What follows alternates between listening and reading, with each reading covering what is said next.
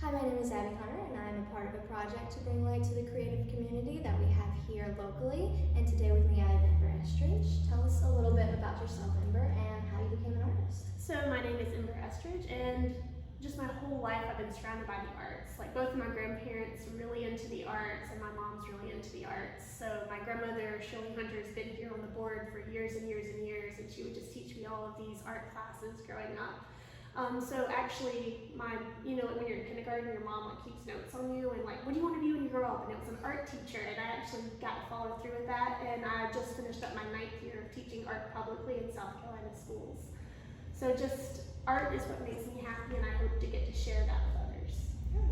Well, where would you say you get the inspiration behind your work? Just art is therapy. Art is happiness. Just taking the dismal, dreary day and just making it into something. Just sitting and being meditative in the process of creation, calming down the anxious brain by just mark making and creating something on paper. It's very therapeutic. Yeah. And what would you say is your favorite medium to work with?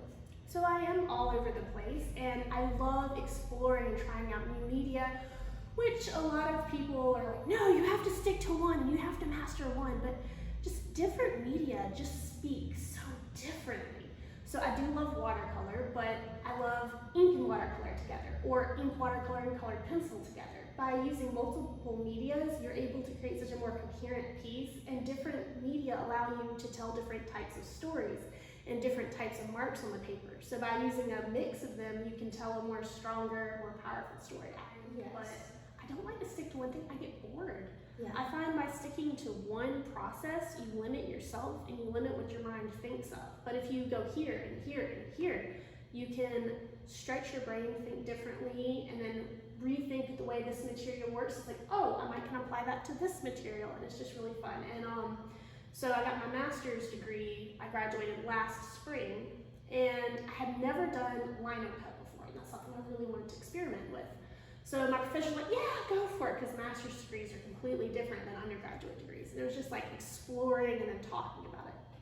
So I created a printed background with lino cut, and then I did a colored pencil and pastel drawing on top with an ink wash, and just seeing all of the different pieces come together into one coherent piece, and seeing how each of the qualities of each media created a cohesive piece was fascinating. Yes.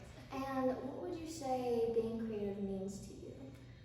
Being creative just is creating. It could be baking, it could be creating, it could be designing, it could be rearranging your room, just thinking outside of the box and just making something out of nothing. And just, once again, just that meditative state of just being and creating something. So a lot of people are like, I'm not artistic at all, but yet they can make these beautiful cakes, or their house is absolutely beautiful with the way they have everything designed. So art doesn't look the same, and creativity doesn't look the same for everyone, but it's just that calming down and meditative state you get into when you create.